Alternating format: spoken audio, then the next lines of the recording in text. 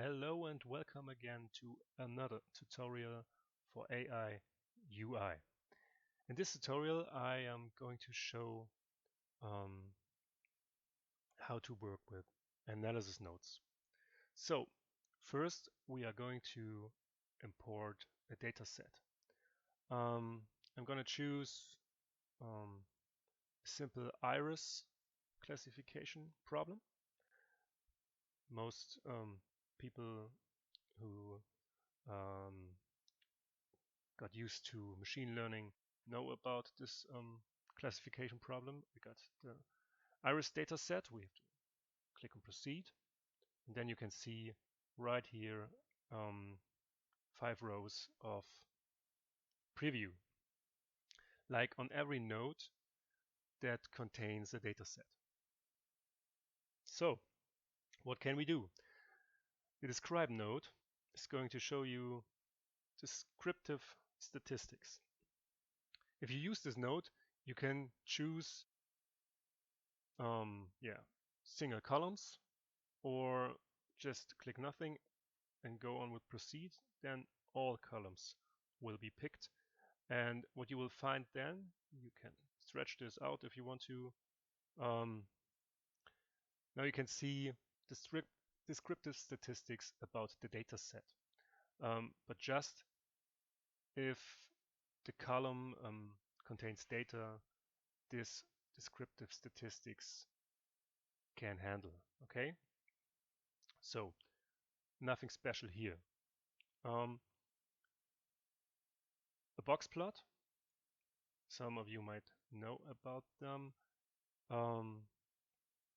show you the distribution of your data and the range your data is scaled in between. Okay, so you can see, for example, sepal length. First value here is 5.1. That's about here. And what is really important is you can use these plots to make sure that your transformation methods, I will show you later on, really worked. Okay. What do we else have? Correlations. Let's have a look.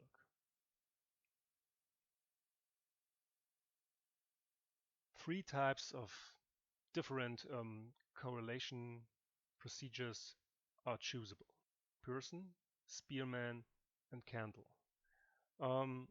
Whatever you need, you can choose one of these 3.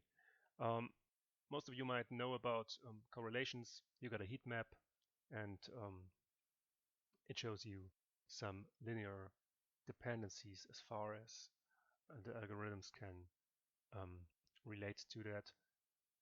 And now you can, or sometimes you should, here pick out which features to choose for your model and which features to throw away. Because if you got too many linear dependent features in the model, you might overfit and your model is going to get too big. You don't need all the data sometimes. Okay, one more. For example, histograms.